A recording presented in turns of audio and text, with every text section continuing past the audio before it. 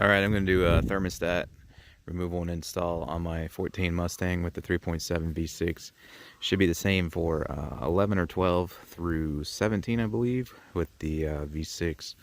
So I'm actually swapping to a 170 degree thermostat from the factory 190 or 195, whatever it is, because I'm tuned by MPT, and if I run the lower temperature thermostat, they can retune to advance the timing a few more degrees and get a couple more horsepower. So obviously the car has some mods on it.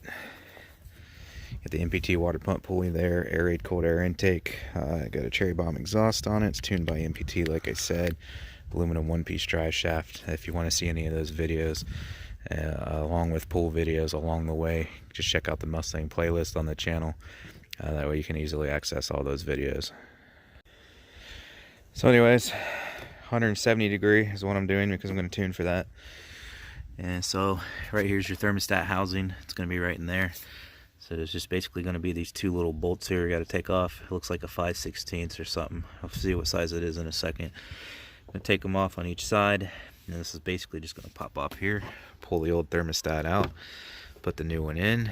You're going to lose some coolant, so you want to do this on a cold engine. Put a pan or something down, try to catch the coolant.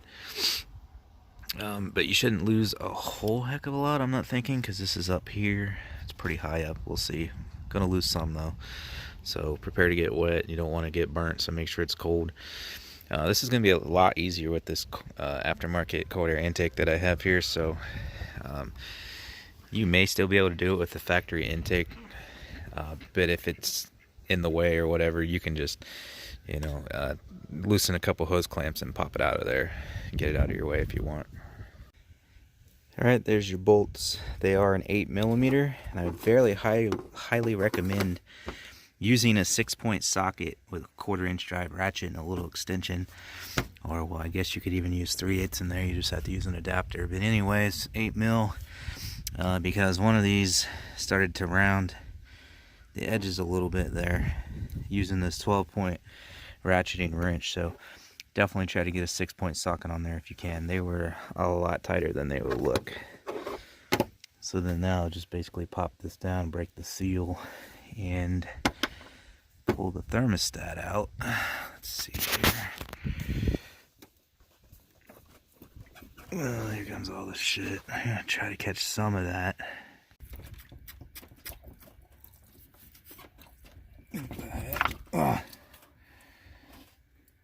Alright. So then you just pull the thermostat out.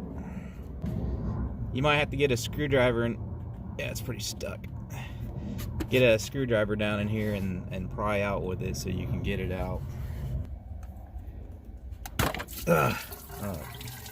Oh, there it all is.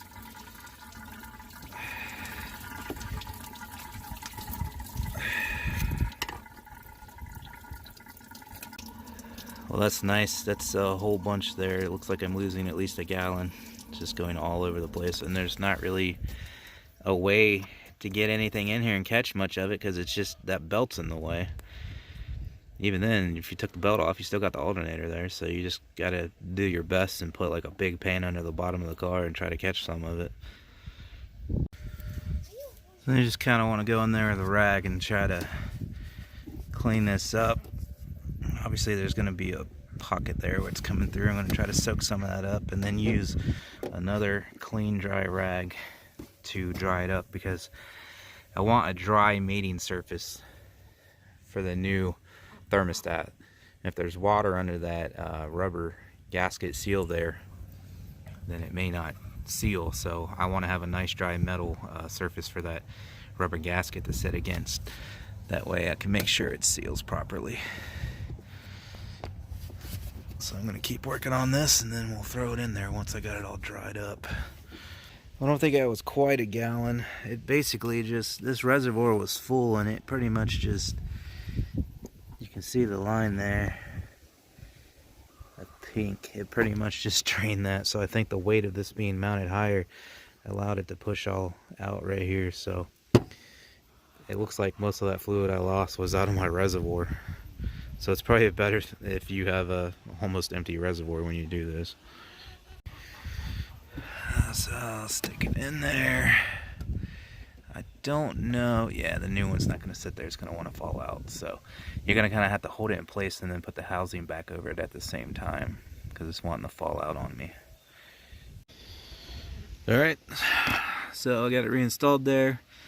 Snug your bolts down. You don't want to go too tight because this is an aluminum housing, so that's going to strip out a lot easier than steel. The torque spec on it is 89 inch-pounds, and that's inch-pounds, not foot-pounds, inch-pounds. Although just a little bit snugger than that won't hurt. Well, some of these had plastic housings instead of this metal aluminum housing. So I believe the 89 inch-pounds was for the plastic housing. You can probably go a little higher than that on this. I did, because 89 inch-pounds really isn't very much.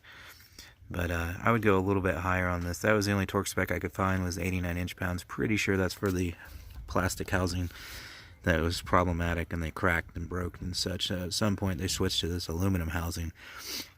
You'd probably be good at like 10, 12 foot-pounds, no problem, which is about what I did. So that's it.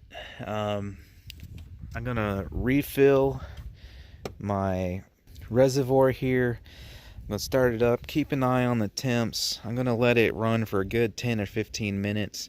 It'll let that heat up so that gasket can get hot and seat, and then also see if there's any air in the system. So with this being mounted high like that, I don't think that's going to be an issue, but we're going to watch it just in case. Done it in the past where it's taken me over an hour to burp a system, but this one should be pretty straightforward. So you'll leave the cap off so it'll let bubbles out. Fill it up, like I said, let it run for a good 10-15 minutes. Let it get full op temp and then still let it sit there for another 5 minutes. Keep an eye on your temperature gauge to make sure it's not overheating. Then if you've done that and it's good to go, take a short trip down the road where you can turn around if you have to get back real quick. Don't go too far away from the house. Keep an eye on the temp, make sure everything's good to go. Double check your level when you get back, top off if needed, and that's going to be it. I would highly recommend giving this a few heat cycles before you romp on it to make sure that that gasket seats, that way you don't develop a leak there. So basically, let the car get the full operating temperature and then cool fully down a couple times before you're heavy on the gas, because that's under pressure, so you don't want to put it under any more pressure than you have to until that gasket's fully seated. So a good 2 or 3 complete heat cycles is advisable before you romp on it. So I'm going to do all that, but that wraps this one up. That's all you got to do. It's pretty straightforward and probably one of the easiest thermostat changes I've ever done. So again, if you want to see more of the car, check out the Mustang playlist on the channel. If you like this video, please remember to leave a like. If you want to be notified when I post, subscribe, hit the bell, click all to receive notifications, and you'll know. Thanks for watching.